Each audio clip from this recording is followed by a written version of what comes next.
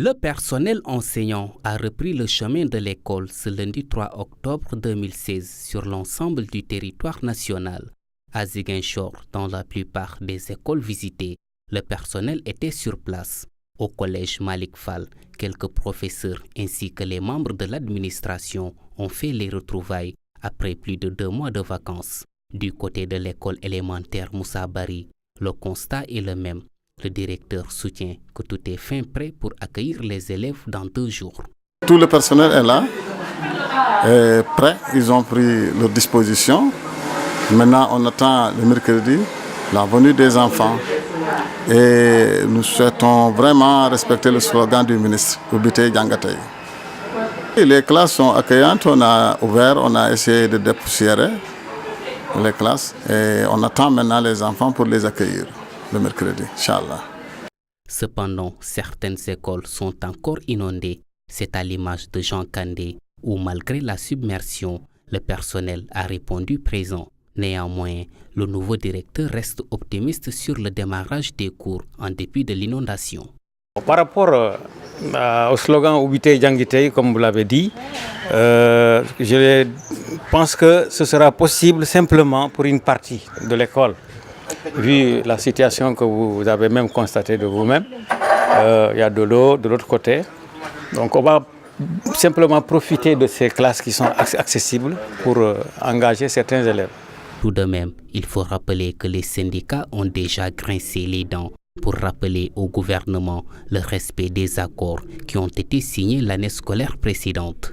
Il serait primordial que les parties prenantes de l'éducation s'entendent sur l'essentiel pour donner vie au slogan Ubitei Djangetei afin de renouer avec une année scolaire sans perturbation. Nous venons de tenir notre CRD préparatoire de la rentrée scolaire et au-delà même de la rentrée, tout simplement de l'année scolaire, pour anticiper sur les difficultés, faire en sorte que l'année se déroule dans de bonnes conditions. Revenons donc sur les différentes questions abordées. Nous avons initié un certain nombre de recommandations pour que les uns et les autres puissent prendre les dispositions afin d'assurer une bonne rentrée aussi bien aux enseignants qu'aux élèves. Il s'agit d'abord de mettre les établissements scolaires en condition de pouvoir accueillir leurs hôtes à travers la désinfection, la désinsectisation, le saupoudrage, le pompage des eaux là où il y a encore des flaques d'eau, mais également le désherbage et le nettoiement. Alors ces recommandations ont été faites et les dispositions sont prises au niveau des départements, des arrondissements pour que chaque établissement soit désherbé, nettoyé, désinfecté, désinsectisé. Nous avons également retenu comme recommandation forte de tenir des réunions avec les partenaires sociaux à une périodicité fixée. Donc tous les 3 mois, la rencontre se tiendra à la gouvernance pour qu'on échange avec les syndicalistes, les acteurs de l'éducation, les partenaires sur la situation, sur le climat social, sur le niveau de satisfaction des préoccupations des uns et des autres, afin d'anticiper sur des crises. Tout est fin prêt dans la région pour accueillir les élèves. En fait, tous les intrants d'une bonne rentrée sont réunis. Les enseignants sont affectés à la suite des mouvements régionaux et nationaux. Les classes sont apprêtées. Le minimum de moyens sont mis à la disposition des établissements pour fonctionner. Tout est fin prêt, même si nous sommes dans une région très pluvieuse et les pluies continuent. Dans certains établissements, il y aura des difficultés à démarrer pour demain parce que ces établissements sont envahis par des eaux et il y a beaucoup d'herbes. Et ces herbes, on ne pourra pas organiser le désherbage tant qu'il y a de l'eau. Le gouverneur a fait demander aux services techniques d'effectuer rapidement le travail d'évacuation des eaux. Et les sapeurs-pompiers, les services d'hygiène sont mis à contribution pour que le travail soit fait le plus rapidement possible afin que, en rendant effectif le Ubitei Tiangatei, ces écoles ne soient pas restées en rade. Les Colombiens ont rejeté l'accord de paix avec la guérilla des FARC. Le non l'a emporté d'une courte tête ce dimanche lors du référendum, avec un peu plus de 50% des voix selon des résultats quasi définitifs. Le oui a lui obtenu un peu plus de 49% des suffrages. Cet accord de paix a été conclu à l'issue de 4 ans de négociations avec les forces armées révolutionnaires de Colombie pour mettre un terme à un conflit qui déchire le pays depuis plus d'un demi-siècle. Le président colombien avait estimé avant le scrutin qu'il n'y avait pas de plan B pour assurer la paix.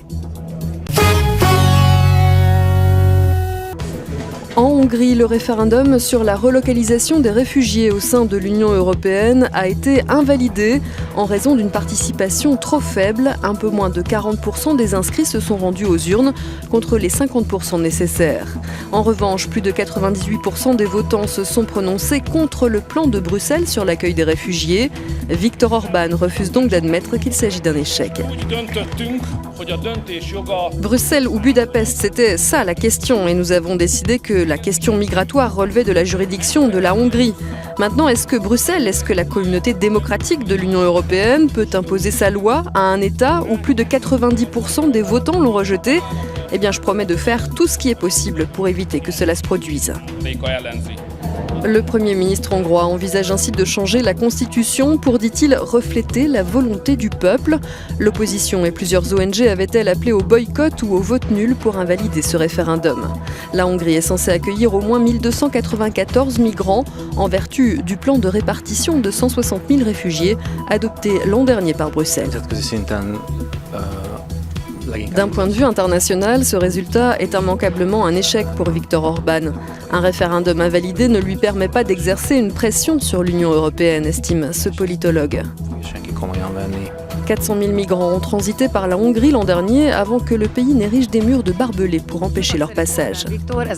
D'après les observateurs, Viktor Orban va devoir changer sa politique qui s'est concentrée ces derniers temps exclusivement sur le rejet de l'immigration et qui ne semble pas avoir porté ses fruits dans la capitale, conclut notre correspondante à Budapest. Ce devait être une célébration religieuse festive. À l'arrivée, il y a des dizaines de morts. En Éthiopie, plusieurs milliers de personnes s'étaient dirigées dimanche matin vers un lac sacré pour assister à une cérémonie qui marque la fin de la saison des pluies. Là, de nombreux participants ont réalisé ce fameux geste devenu le symbole de la contestation de l'ethnie des Oromo qui accuse les autorités égyptiennes de tenir tous les leviers du pouvoir, les bras croisés au-dessus de la tête comme s'ils étaient ligotés. Des manifestants ont lancé des pierres et des bouteilles sur les forces de sécurité qui ont riposté, d'abord à coups de bâton, puis avec des gaz lacrymogènes. Il y a eu un mouvement de panique. Plusieurs dizaines de personnes sont tombées les unes sur les autres dans un fossé.